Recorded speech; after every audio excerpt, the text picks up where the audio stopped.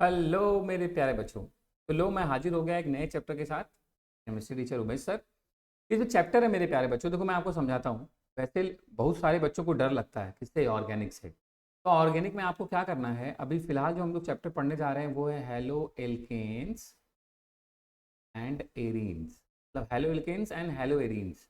तो हम लोग एक एक करके पढ़ेंगे। पहले हम लोग पढ़ लेते हैं हेलो एल्केन्स, फिर जब एरीन्स पढ़ेंगे तो साथ में हेलो एल्केन्स की बातें भी करेंगे। आपको एक बार रिलेट करते रहें कि आपको याद भी होता है। ठीक है। अच्छा, पहले अपने दिमाग में देखो, सारा खेल दिमाग का ही है। अपने दिमाग को ये कन्वे कर दो कि भाई देखो, ऑर्गेनिक मुश्किल नहीं होता। ऑर्गेनिक और आसान है बाकी चैप्टर्स के कंपेयर में। यहाँ भी लॉजिक है, यहाँ भी कोई रिएक्शन रटना नहीं है, सबका कॉन्सेप्ट है, मैं आपको दूंगा। ठीक है। बस आपको मेरी बात बहुत ध्यान से सुननी है। जैसे भी आपका मन डिस्टर्ब होने लगे कि नहीं मन नहीं कर रहा, तो पॉज कर दो वीडियो। जरूरी नहीं है कि मन नहीं है तब भी देखे जा रहे हो। होल्ड, आराम से रिलैक्स कर लो, फिर देखना चालू करो। हाँ, पेन कॉपी लेके बैठो, साथ में प्रॉपर नोट्स बनाते रहो। और मैं तुम्हें यकीन दिलाता हूँ कि जब ऑर्गेनिक का पहला ये चैप्टर खत्म होगा तो तुम्हें लगेगा तुम्हें सारी ऑर्गेनिक आती है। लेकिन बस जो मैं कहूँ वो काम आप साथ में करते भी रहो। ठीक है। तो चलो चैंपियन स्टार्ट करता हूँ। क्या कि हेलो एल्केन्स। तो मैं आपको बताऊँ पहले हेलो एल्केन्स है क्या, थोड़ा आइडिया तो आपको देना पड़ेगा। तो मेरे प्यारे बच्चों, हेलो एल्केन्स का मतलब होता है, जैसे कोई भी आपके पास एल्केन है, एल्केन का सिंबल होता है आर एच। आर मतलब क्या होता है, एल्काइल। किसी एल्काइल में एक और हाइड्रोजन जोड़ दिया जाए तो वो हो जाता है एल्केन। उम्मीद करता हूँ आपको ये बात पता होगी, है ना। तो आर एच किसका सिंबल है, एल्केन का। उसका क्या करो आप, माइनस कर दो एच। उसका एच क्या करो, हटा दो। और उसकी जगह ऐड क्या कर दो, कोई एक्स। एक्स बोले तो हेलोजन, है ना, ट्वेल्थ में ऑब्वियसली आप जानते होंगे। तो ये आर एच में से एच हटा के आपने क्या ऐड कर दिया, एक्स, मतलब कोई भी हेलोजन, तो क्या बन गया, आर एक्स। ठीक है मेरे प्यारे बच्चों। हेलो एल्केन्स, या मैं कॉमन नेम लूँ तो एल्काइल हाइड। ठीक है, बड़ा सिंपल सा है। आपने क्या किया, एल्केन्स का एच हटा के एक्स लगा दिया, बन गया आर एक्स। इसी को हम क्या बोलते हैं, हेलो एल्केन्स। आगे या मैं अगर कॉमन नेम लूँ तो क्या बोलूँगा, एल्काइल। इसको कैसे रिप्रेजेंट करते हैं, आर एक्स से। आर मतलब कोई भी एल्काइल ग्रुप, आप अच्छे जानते हो। आर का मतलब क्या है, एल्काइल ग्रुप। एक्स का मतलब क्या है, हेलोजन। और हेलोजन अच्छे जानते हो, 17 ग्रुप के जो एलिमेंट्स उनको हेलोजन बोलते हैं। क्लोरीन, क्लोरीन, ब्रोमीन, आयोडीन, कुछ भी हो सकता है यहाँ पे। एक्स कुछ भी हो सकता है, आर जो है वो एल्काइल ग्रुप, वो भी कुछ भी हो सकता है। जैसे कोई एग्जांपल दे रहा हूँ, देखो जैसे लिखा है ब्रोमो इथेन, यार ध्यान से देखो, ये क्या लगा है, ब्रोमीन लगा है। किससे, इस पूरी यूनिट के साथ। ये पूरी यूनिट क्या है, आर है। क्या है, आर। ध्यान से देखोगे तो तुम्हें दिखेगा ये C2H5। C2H5 मतलब इथाइल, इथाइल को बोलते हैं, है ना। तो इसका वैसे कॉमन नेम अगर मैं बोलूँ तो बोलूँगा इथाइल ब्रोमाइड, लेकिन IUPAC नेम बोली तो क्या बोलेंगे, bromo ethane. Basic IUPAC name, आप ऑब्वियसली नेमिंग वेमिंग जानते होगे। अगर आप नहीं जानते होगे तो आप बाद में मुझे कमेंट करिएगा, वीडियो बताइएगा, मैं आपके लिए एक IUPAC का ही वीडियो दे दूंगा आपको आके। ठीक है, ऐड करूंगा कि आप वहाँ से सीख लें। वैसे ये बेसिक बात है, IUPAC अभी बेसिक ही डिस्कस कर रहा हूँ मैं। तो आपने नाम क्या बोला, ब्रोमो इथेन।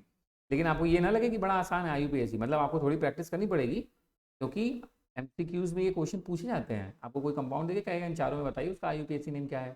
तो आपको प्लीज़ आप प्रैक्टिस कर लेना। 10, 12, 15 जो भी होंगे आपके बुक्स में उनकी प्रैक्टिस कर लेना। नहीं आएगा तो मैं हूँ, टेंशन लेने की कोई बात ही नहीं है। इस कंपाउंड में भी आपने ध्यान से देखो तो ये पूरा ग्रुप कौन सा है, हाइड्रोकार्बन वाला ग्रुप है। और ये क्या है, देखो हेलोजन लगा हुआ है। ये भी क्या हो गया, आर एक्स। वैसे इस कंपाउंड में देखो तो ये तुम्हारा क्या है, एक्स। ये वाला पूरा ग्रुप क्या है आपके लिए, किसकी तरह काम कर रहा है, आर की तरह। तो तो इनके IUPAC नेम भी लिखे हुए हैं, इसी बहाने तुम चेक कर लो। ये क्या है, 1 क्लोरो 2 मिथाइल प्रोपेन। और ये क्या है, 1,2 डाई क्लोरो। भाई हाँ सॉरी सॉरी, इधर भी देखो, इधर भी क्लोरीन लगा है। ये है तुम्हारा आर वाला ग्रुप। हाइड्रोजन यहाँ भी लगा है, हाइड्रोजन यहाँ। 1,2 डाई क्लोरो 1 ब्यूटीन। ठीक। मैं ये मान के चल रहा हूँ मेरे प्यारे बच्चों कि आपको बेसिक बड़ा सिंपल सी IUPAC नेमिंग तो आती ही होगी जो यहाँ पे यूज हुई है। नहीं आती होगी, प्लीज़ आप कन्वे करेंगे मैसेज किसी भी तरीके से। ट्रेनिंग टीम को कन्वे करेंगे, आप मुझे कन्वे करेंगे, मैं आपके लिए IUPAC धमाकेदार बता दूंगा यार। दुनिया का कोई कंपाउंड हो तुम उसके IUPAC नेम लिख लोगे, डोंट वरी, एकदम घबराने की कोई ज़रूरत नहीं है। ठीक। फिर आता है नेचर ऑफ CX बॉन्ड। क्या आपने बोला ना सर, आर एक्स, यही है आपका एल्काइल हैलाइड। आर मतलब क्या, एल्काइल ग्रुप। एल्काइल ग्रुप मतलब क्या, एल्काइल ग्रुप का मतलब ही होता है C और H इसमें हो। तो इसका मतलब ये जो तुम्हारा हाइड्रोजन है वो किससे जुड़ा होगा, कार्बन से जुड़ा। तो वो कह रहा है इसी नेचर ऑफ CX बॉन्ड के बारे में बात करने के लिए कह रहा है, इसका नेचर कैसा हो। नेचर का सेंस मेरे प्यारे बच्चों, ये जान आपसे पूछना चाह रहे हैं, आपको कह लीजिए बताना चाह रहे हैं कि ये जो बॉन्ड है वो पोलर होगा कि नॉन पोलर होगा। नेचर में मतलब यही वो आपसे पूछ रहे हैं, आपको बताना चाह रहे हैं, आपको समझना है यही बात। कि जो CX बॉन्ड है वो पोलर होगा कि नॉन पोलर होगा। तो मेरे प्यारे बच्चों सबको पता है सर H तो हेलोजन है, हेलोजन की इलेक्ट्रोनेगेटिविटी कार्बन से ज़्यादा होती है। वो क्या करेगा, इस शेयर्ड पेयर ऑफ इलेक्ट्रॉन को अपनी तरफ खींचेगा, अपनी तरफ खींचेगा तो हेलोजन पे पार्शियल नेगेटिव चार्ज अराइज हो जाएगा और इस कार्बन पे पार्शियल पॉजिटिव चार्ज, और प्लस माइनस अराइज हो गया, मतलब केमिस्ट्री में ये क्या हो गया, पोल्स अराइज हो गया। तो इसका मतलब क्या है, अगर मैं आपसे कहूँ कि nature of CX bond alkyl halides या हेलो एल्केन्स में क्या है, आप बोलोगे polar, because carbon and halogen have difference in their electronegativity, क्योंकि उनकी इलेक्ट्रोनेगेटिविटी में डिफरेंस है। तो एक इलेक्ट्रॉन खींचेगा, मारा मारी तो होनी ही पहले इलेक्ट्रॉन की, एक खींच लेगा, मारा मारी चालू, इधर नेगेटिव, जिनसे दूर गया पॉजिटिव। का मतलब CX बॉन्ड का नेचर है वो कैसा है प्यारे बच्चों, कैसा है, पोलर। ध्यान रखिएगा, पूछता है क्यों पोलर, आपसे पूछेगा why the CX bond is polar, 4 option लिखे होंगे, आपको पकड़ना क्या है, क्यों पोलर है, because of difference in the electronegativity of carbon and halogen.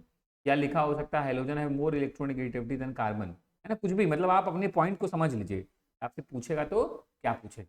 ठीक है, आगे बढ़ूँ। अच्छा मैं आगे बढ़ रहा हूँ, लेकिन मैं एक छोटी सी बात आपके साथ कन्वे करना चाहता हूँ, शेयर करना चाहता हूँ एक बात। देखिए इस PPT में मैंने आपको टाइप्स बताने की जहमत नहीं उठाई है, मतलब मैंने आपको टाइप्स नहीं बताया, जैसे मैंने ये हम पढ़ रहे हैं ना हेलोल्केन्स या कॉमन नेम एल्काइल हेलाइड, तो प्राइमरी एल्काइल हेलाइड क्या होता है, सेकेंडरी क्या होता है, टर्शरी क्या होता है, एलाइल क्या होता है, विनाइल क्या होता है, बेंजाइल क्या होता है, मोनो क्या है, डाई क्या है, ट्राई क्या है ना। वैसे ये कॉन्सेप्ट क्या है, क्लास 11 से रिलेट करता है, बट मुझे पता है आप भूल गए होंगे या कुछ थोड़ा थोड़ा याद होगा, तो मैं बस आपको वही आइडिया देने की कोशिश कर रहा हूँ, ये दे के फिर मैं नेचर ऑफ CX बॉन्ड पे आता हूँ, है ना। ये जो मैं आपको बता रहा हूँ क्लासिफिकेशन मेरे प्यारे बच्चों, बड़ा सिंपल है, हर बार ये काम आता है। जैसे मान लीजिए आपके कंपाउंड में एक ही हेलोजन है तो उसको बोलते हैं मोनो हेलो, क्या बोलते हैं, मोनो हेलो, जो हेलोजन हो, ठीक है। जैसे मोनो क्लोरो इथेन, मतलब आपको लगेगा कि उसमें एक ही इथेन है ना। तो मोनो का मतलब 1 के लिए रिप्रेजेंट कर रहा है, डाई का मतलब लिखा है तो समझ लेना 2 नंबर में वो भी जो भी हेलोजन है उसके लिए लिखा जा रहा है, और ट्राई लिखा हो तो समझ लेना वो 3 है। जैसे मैंने लिखा देखो C2H5Cl, तो आपने क्या बोला, ये मोनो हेलो कंपाउंड सर, इसमें एक ही हेलोजन है ना। मैंने लिखा CH2 सिंगल बॉन्ड CH2, यहाँ भी लगा है Cl, यहाँ भी लगा है Cl, देख के लग रहा है उसमें तो 2 है सर, ये डाई क्लोरोइथेन, डाई वाला कंपाउंड है। ट्राई की बात करूँ तो मैंने लिखा CH2 CH फिर CH2, और यहाँ भी लिखा Cl, यहाँ भी लिखा Cl, यहाँ भी लिखा Cl, क्लियर हो गया। इस कंपाउंड में क्या है, 3 क्लोरीन है। तो बड़ा सिंपल है ना, इसमें तो कुछ ऐसी मैंने बात बोली नहीं कि आपको लगे अरे क्या बता दिया सर, तो बड़ा आसान है। एक हाइड्रोजन है तो मोनो, 2 है तो डाई, 3 है तो ट्राई, क्लोरीन था तो monochloro, die chloro, try chloro, bromine है तो मोनोब्रोमो, डाई ब्रोमो, ट्राई ब्रोमो, वैसे आयोडीन है तो आइडो, फ्लोरीन है तो फ्लोरो, है ना। बच्चों वाली बात है ये तो, मतलब अभी आपको लग रहा था हाँ वो खाना नहीं खाते, खाना मेन खाना खाने से पहले थोड़ा स्टार्टर आता है, स्टार्टर चल रहा है, लेकिन ये हर बार आएगा। अगले चैप्टर में OH होगा तो mono high-low alcohol, mono hydroxy, hydroxy use करेंगे अल्कोहल के टर्म में, है ना। मतलब ये एक बार मतलब समझ जाओगे तो ये हर चैप्टर में यूज होगा। दूसरा जो क्लासिफिकेशन का टाइप है प्यारे बच्चों, वो किसके बेसिस पे है, on the basis of carbon. तो देखो ये आपने पढ़ा होगा, जब मेरा हेलोजन किसी ऐसे कार्बन से जुड़ा है जो किसी और कार्बन से नहीं जुड़ा, तो हम उसको क्या बोलते हैं, 0 डिग्री। जब मेरा हेलोजन उस कार्बन से जुड़ा है जो और एक कार्बन से जुड़ा है, बाकी एच होंगे, एक कार्बन से सिर्फ जुड़ा है, तो उसको क्या बोलते हैं, तो उसको क्या बोलते हैं, इस कार्बन को क्या बोलेंगे, 1 डिग्री, और इस पूरे कंपाउंड को क्या बोलेंगे, 1 डिग्री एल्काइल हेलाइड। ये 0 डिग्री था तो 0 डिग्री एल्काइल हेलाइड। वैसे ही मेरा हेलोजन जिस कार्बन से जुड़ा है वो 2 और कार्बन से जुड़ा है, ठीक है, बाकी वैलेंसी इसकी एच से है, तो इसको क्या बोलेंगे, 2 डिग्री कार्बन। तो ये पूरा हेलाइड क्या होगा, 2 डिग्री हेलाइड्स, समझ रहे होगे, बड़ा बेसिक सा फंडा है ना। मैंने कहा मेरा जो हेलोजन है किसी ऐसे कार्बन से जुड़ा है जो खुद 3 कार्बन से जुड़ा है, तो इसको हम क्या बोलेंगे, ये हो गया 3 डिग्री कार्बन, तो मेरा हेलाइड क्या हो गया, 3 डिग्री हेलाइड।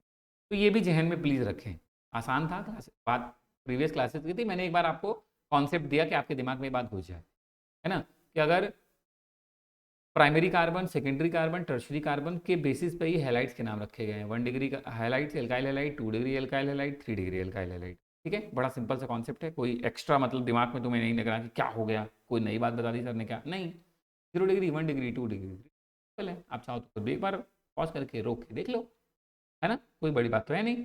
ठीक, आगे बढ़ो। अच्छा आगे देखो, अब वही अपने नेचर ऑफ बॉन्ड पे आते हैं, ठीक है। तो मैंने बोला नेचर जो CX बॉन्ड का होता है वो कैसा होता है, पोलर। क्यों पोलर है, अभी हम लोगों ने बात ही कर लिया।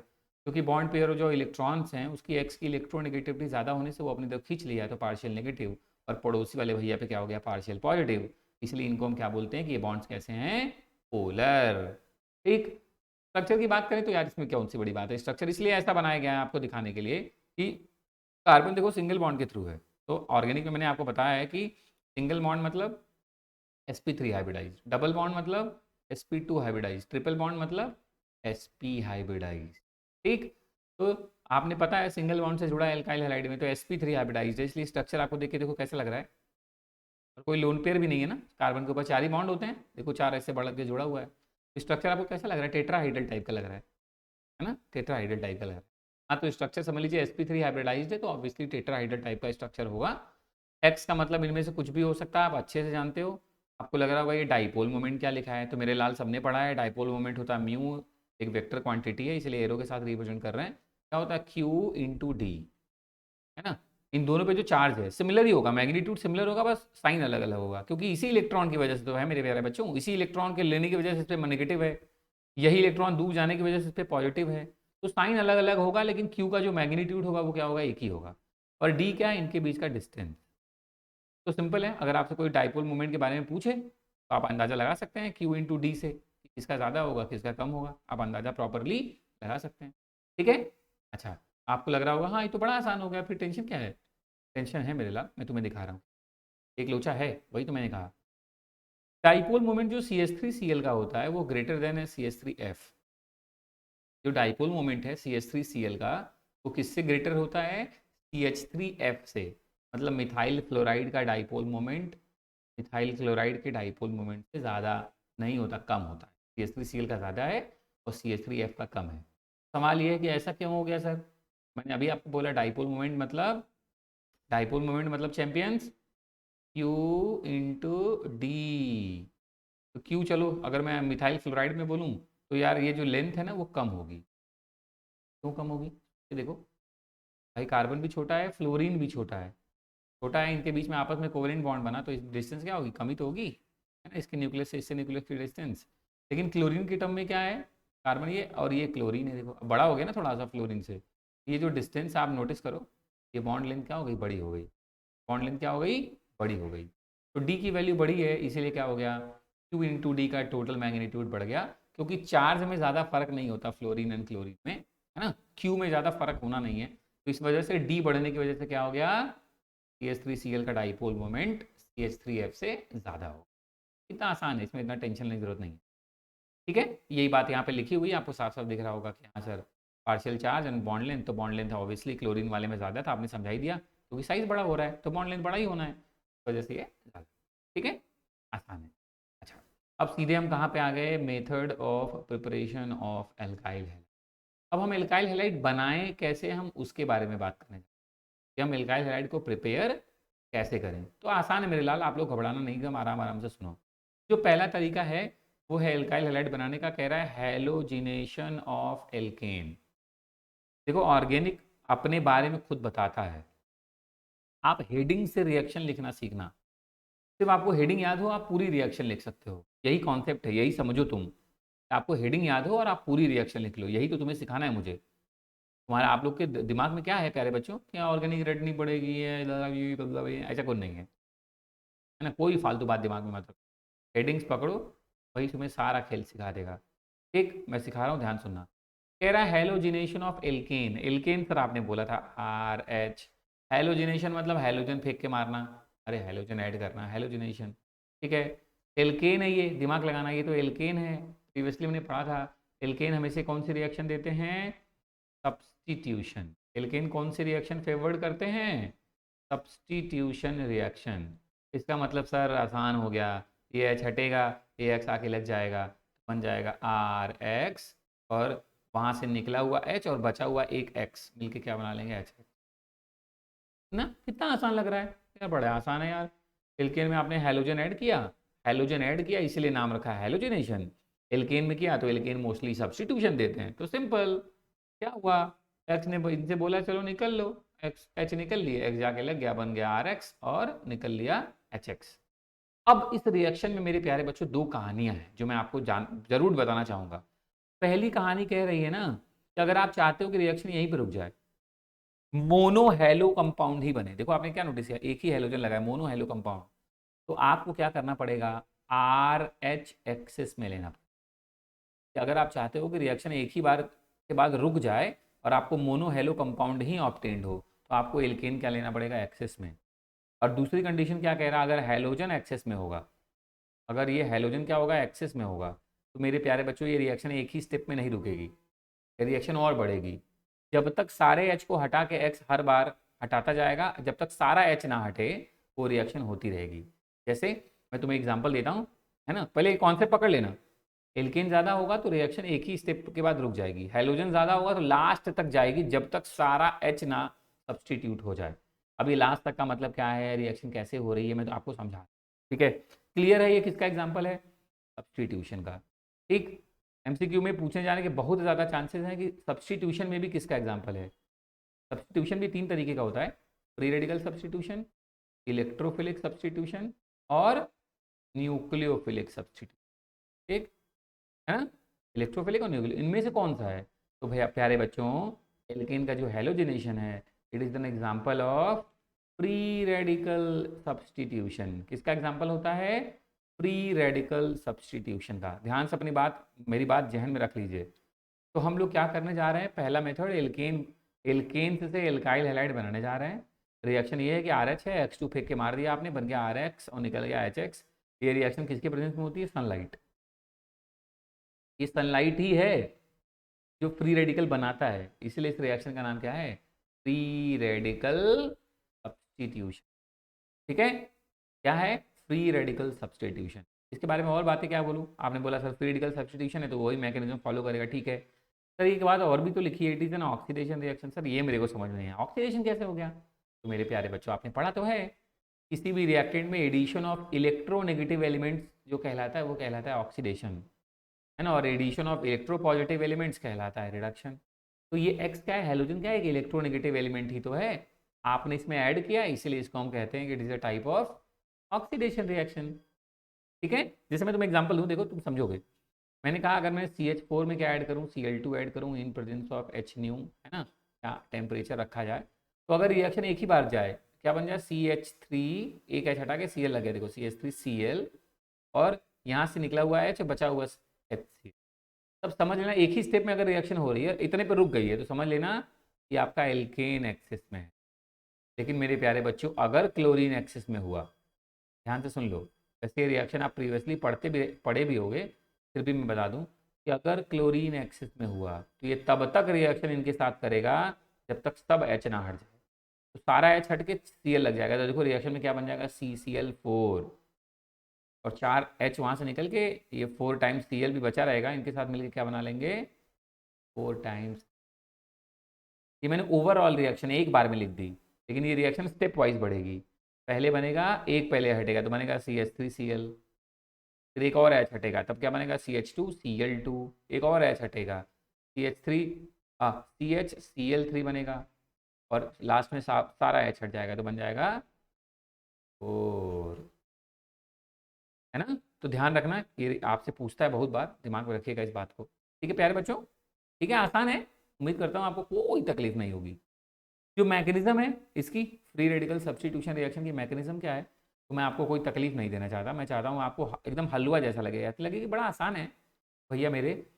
फ्री रेडिकल जो रिएक्शन होती हैं, चाहे वो सब्स्टिट्यूशन हो चाहे वो एडिशन हो, है ना, वो दोनों ही 3 स्टेप में कंप्लीट होंगी। इसमें एक होता है चेन इनिशिएशन, क्या है, चेन इनिशिएशन, फिर होता है चेन प्रोपेगेशन, और थर्ड वाला है प्यारे बच्चों चेन टर्मिनेशन। मतलब क्या समझे, सर हम समझ नहीं पा रहे, मतलब आप क्या बोल रहे हैं। चेन इनिशिएशन मतलब चेन शुरू होगी, चेन प्रोपगेशन मतलब चेन धीरे धीरे बढ़ेगी। आपने नोटिस किया अभी 4 इंटरमीडिएट बने थे, CH3Cl, CH2Cl2, CHCl3, लास्ट में CCl4। चेन धीरे धीरे प्रोपगेट होगी, बढ़ेगी, और लास्ट में क्या होगा, चेन रुक जाएगी, चेन टर्मिनेट हो जाएगी, मतलब चेन रुक जाएगी।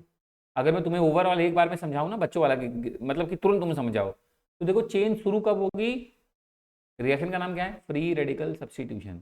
जब फ्री रेडिकल बनेगा तभी तो चेन शुरू होगी, मतलब जो भी चेन इनिशिएशन हम लोग पढ़ेंगे प्यारे बच्चों, उसमें क्या होगा, फ्री रेडिकल बनेगा, फॉर्मेशन होगा फ्री रेडिकल का। आप देखिएगा भाई, चेन प्रोपगेशन में क्या होगा, जितने इंटरमीडिएट हैं वही सब बनेंगे। क्या होंगे, जितने इंटरमीडिएट, जितने भी प्रोडक्ट हैं वो सब बनेंगे इंटरमीडिएट्स। और रुक कब जाएगी चेन, शुरू कैसे हुई थी, फ्री रेडिकल के बनने से, रुकेगी कब, बस यही तुम्हारा फ्री रेडिकल क्या होगा, खत्म हो जाएंगे। फ्री रेडिकल क्या होंगे, फ्री रेडिकल क्या हो जाएंगे, इंड हो जाएंगे। कैसे इंड हो जाएंगे यही तो मैं बताना चाहूंगा, यही तो मैं हम लोग सीखेंगे ना, डोंट वरी। फंडा तो दिमाग में रख लो, इनिशिएट हो रही है शुरू, बिना फ्री रेडिकल के नहीं होगी सर, तो फ्री रेडिकल बनेगा।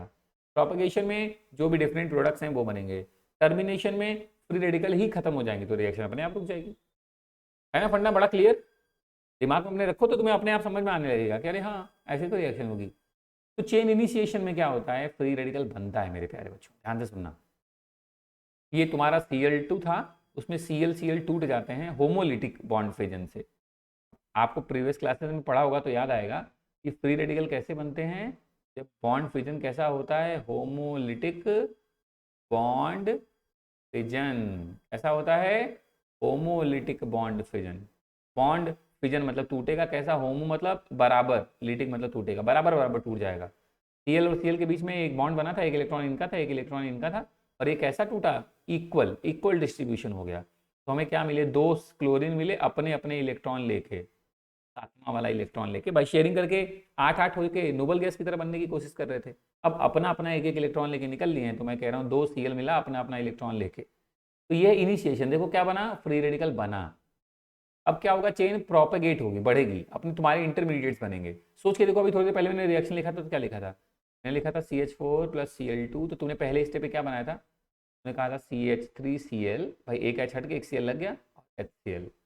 मतलब तुम्हारे प्रोपेगेशन, ये जो तुम बना रहे थे ना एक एक स्टेप में, यही सब तो बनेगा। तो पहले क्या होता है, ध्यान से देखो, पहले बनता है HCl, फिर बन जाता है CH3Cl। एकदम एकदम आसान तरीके से समझा रहा हूँ, कुछ तुम्हें कोई नहीं, जो बस मेरी बात ध्यान से सुनो। तुम्हारे पास रिएक्टेड क्या था, CH4, तुमने यहाँ बनाया क्या है, फ्री रेडिकल। तो फ्री रेडिकल ने, जो क्लोरीन का फ्री रेडिकल है, उस CH4 के पास आया और उनसे कहा भाई देख मेरे पास एक इलेक्ट्रॉन कम है, तुम अपना H दो, मैं बना लूँ HCl। बना लिया। तो अब तो CH3 के पास, अब ये जो इनका इलेक्ट्रॉन था ये किसके ऊपर ट्रांसफर हो गया, CH3 के ऊपर चला आया। ये फ्री रेडिकल का सिंबल होता है बच्चों, atom with a single electron, तो वो फ्री रेडिकल। तो Cl ने इस H को लेके अपना बना लिया HCl। तो अब ये वाला जो इलेक्ट्रॉन है, मतलब अब वैलेंसी किसकी कम हो गई, CH3 वाले की, तो ये इलेक्ट्रॉन यहाँ चला आया। फिर दूसरे स्टेप पे क्या हुआ, CH3 ने रिएक्शन किया किसके साथ, अपना Cl2 तो है ही सैंपल में ना, ये मैं सोचना यहाँ यूज कर लिया, खत्म हो गया। ये मैकेनिज्म है, ये सारे मॉलिक्यूल्स होंगे, मैं किसी एक मॉलिक्यूल्स में इन्होंने ये काम कर लिया होगा, मैं समझा रहा हूँ। तो क्या करेगा, CH3 फ्री रेडिकल था, उसने अब एक Cl को पकड़ा, बना लिया CH3Cl, और फिर से क्लोरीन का फ्री रेडिकल मिल गया हमें। क्यों, क्योंकि रिएक्शन अभी आगे बढ़नी है, अभी तो एक ही स्टेप हुआ। तो हर बार ये क्लोरीन का फ्री रेडिकल मिलता जाएगा और हम अपने नए नए इंटरमीडिएट्स बनाते जाएंगे। फिर से पॉज करके फिर से मेरी बात ध्यान से सुन लो, क्या मैं बोल रहा हूँ, पॉज क्या करोगे, मैं बोल ही रहा हूँ, फिर से सुनो। पहले में इनिशिएशन में क्या हुआ, फ्री रेडिकल बना। दूसरे में क्या हुआ, चेन प्रोपेगेट हुई। तो तुम्हें पता ही क्या क्या बनना है, HCl और CH3Cl। तो पहले Cl ने क्या किया, Cl के फ्री रेडिकल ने CH4 के साथ कंबाइन करके पहला इंटरमीडिएट HCl बना लिया। Cl था, इसने H यहाँ से लिया, बना लिया HCl। अब बचा क्या है, ये CH3। और जब ये इसने स्टेबल हो गया H के साथ, तो इसका वाला इलेक्ट्रॉन इधर भागा, मतलब अब ये फ्री रेडिकल हो गया। तो अब इसको बनाना है तुम्हें CH3Cl, तो CH3 तो है ही तुम्हारे पास, Cl2 के साथ कंबाइन करो, ये इससे एक Cl लेके बना लेगा CH3Cl, और अपना फ्री रेडिकल फिर से क्लोरीन के ऊपर ट्रांसफर हो गया। फिर से ये क्लोरीन अगला इंटरमीडिएट बनाएगा CH2Cl2, फिर अगला बनेगा CHCl3, फिर अगला बनेगा CCl4। एकदम सेम प्रोसेस ऐसे ही है, उसमें तुम्हें डाउट में रहने की कोई जरूरत नहीं है। या तुम्हें अगर लग रहा हो कि नहीं सर एक बार प्लीज एक स्टेप और करके दिखा दो, तो देखो ना, कुछ नहीं करना। अब तुम्हें क्या मिला है, तुम्हें अब स्टेप पे क्या मिला है, CH3Cl मिल चुका है तुम्हें, है ना, यही तो मिला है तुम्हें। तो अब ये क्या करेगा, CH3Cl के साथ कौन कंबाइंड होगा, क्लोरीन का फ्री रेडिकल मिल चुका है तुम्हें, क्लोरीन का फ्री रेडिकल। वो क्या करेगा, इनसे एक और H लेगा, अपने बना लेगा H, बना लिया। अब ये बचे क्या भाई साहब, ध्यान से देखो तो तुम्हें दिखेगा, ये बचे CH2Cl फ्री रेडिकल। और अब ये CH2Cl का फ्री रेडिकल Cl2 के साथ कंबाइन करेगा, एक Cl ये लेके बना देगा CH2Cl2, और हमें फिर से क्लोरीन का फ्री रेडिकल मिल गया। और ऐसे रिएक्शन चलती जाएगी जब तक लास्ट तक तुम्हारा इंटरमीडिएट ना बन जाए मेरे प्यारे, बड़ा आसान, ठीक। तुमने कहा सर CCl4 तक बन गया, अब क्या होगा, तो तीसरा स्टेप चेन टर्मिनेट हो जाएगी। रुक कैसे जाएगी, जब फ्री रेडिकल ही खत्म हो जाए। तो जो भी आपके इस पूरे रिएक्शन में फ्री रेडिकल्स थे वो सब आपस में ही कंबाइंड हो जाएंगे। इससे क्लोरीन क्लोरीन का कंबाइंड होकर Cl2 बना देगा। CH3 देखो ये बने थे CH3 शुरू में, तो ये कंबाइंड होके ये बना दें, CH3 मिलकर बना देंगे इथेन। और Cl और CH3 वाला आपस में मिलकर बना सकते हैं CH3Cl। मतलब फ्री रेडिकल ही आपस में कंबाइंड हो जाए, खुद से अलग दूसरे वाले से कंबाइंड होके फ्री रेडिकल ही खत्म, तो रिएक्शन अपने आप रुक गई, है ना। जब फ्री रेडिकल ही खत्म हो गया प्यारे बच्चों, तो रिएक्शन अपने आप क्या हो गई, टर्मिनेट हो गई, रुक गई। ठीक है, एक बार खुद से प्रैक्टिस जरूर कर लेना, है ना। वैसे ही आप पहले आपके सिलेबस में मतलब ये इंपॉर्टेंट था, बट अभी कोई ज़्यादा इंपॉर्टेंट नहीं है, बट आपको जानना जरूरी है, बिना इसके काम हो नहीं पाएगा। ठीक है, अब इसमें आपने नोटिस किया कि जब हम मीथेन का क्लोरीनेशन करते हैं तो हमें कुछ अमाउंट में देखो इथेन भी मिलता है। ये क्वेश्चन पूछता है कि एज अ बाई प्रोडक्ट में कौन सा एल्केन मिल सकता है बहुत छोटे अमाउंट में। तो मीथेन का जब हम क्लोरीनेशन करते हैं, ब्रोमिनेशन भी कर सकते थे, है ना, ये सब भी मतलब हैलोजिनेशन जब करते हैं तो हमें क्या मिलता है, इथेन मिलता है एज अ बाई प्रोडक्ट। ठीक है, आपके दिमाग में ये बात आएगी सर फ्लोरीनेशन भी कर सकते हैं भाई, F2 भी ऐड कर सकते हैं, नहीं, रिएक्शन बहुत एक्सप्लोजिव होगी, इतना ज़्यादा रिएक्टिव है। ज़्यादा अच्छा क्या है, क्लोरीनेशन और ब्रोमिनेशन। आपने बोला सर आयोडीनेशन आप भूल गए, भूला नहीं मेरे लाल। आयोडीनेशन जब रिएक्शन आप करते हो तो वो रिएक्शन कैसी है, रिवर्सिबल होती है। कैसी होती है, रिवर्सिबल होने लगती है ना। पहले स्टेप के बाद रिएक्शन फिर बैक हो जाएगी। तो अगर तुम्हें आयोडीनेशन करना पड़ेगा तो इन सभी कंडीशन के अलावा एक चीज़ और बढ़ानी पड़ेगी, स्ट्रॉन्ग ऑक्सीडाइजिंग एजेंट जो इसको रोके। जो आयोडीनेशन की प्रोसेस है वो किसी स्ट्रॉन्ग ऑक्सीडाइजिंग एजेंट के प्रेजेंस में होती है। बस इतना तुम्हें ध्यान रखना है, ये क्वेश्चंस इंपॉर्टेंट हैं, बन सकते हैं ऑब्जेक्टिव के लिए भी, है ना, नाम के पॉइंट ऑफ व्यू से भी, तो ध्यान रखना है तुम्हें। पक्का पक्का चल रहा है दिमाग, है ना।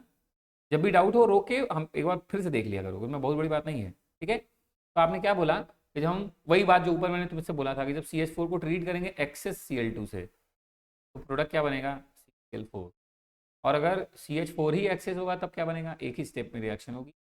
ठीक है, और काम ये देखो नीचे मैंने, मुझे लगा कि शायद बच्चों को दिक्कत हो, अल्टरनेट एक स्टेप भी बना के तुम्हें दिखाया है।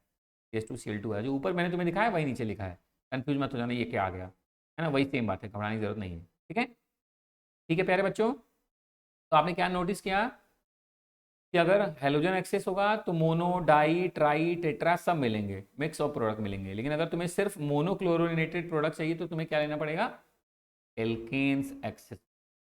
देखो यही बात मैंने टेबल के थ्रू समझी, जब एल्केन एक्सेस में लोगे मोनो हेलो प्रोडक्ट मिलेगा, और जब क्लोरीन एक्सेस में होगा तो CCl4 तक कहानी, मतलब हर बार बनेगा। देखो CH3Cl भी बना, CH2Cl2 भी बना, CHCl3 भी बना और CCl4 बना, तो मतलब पॉली हेलो कंपाउंड्स मिलेंगे, मिक्सचर तुम्हें मिलेगा, मोनो डाई ट्राई टेट्रा सब मिल रहा है। ठीक है चैंपियंस, ठीक है। इस रिएक्शन में रिएक्टिविटी ऑफ हेलोजेंस क्या है, तो मैंने आपको बता ही दिया, सबसे ज़्यादा F2 फिर Cl2 फिर Br2 फिर I2।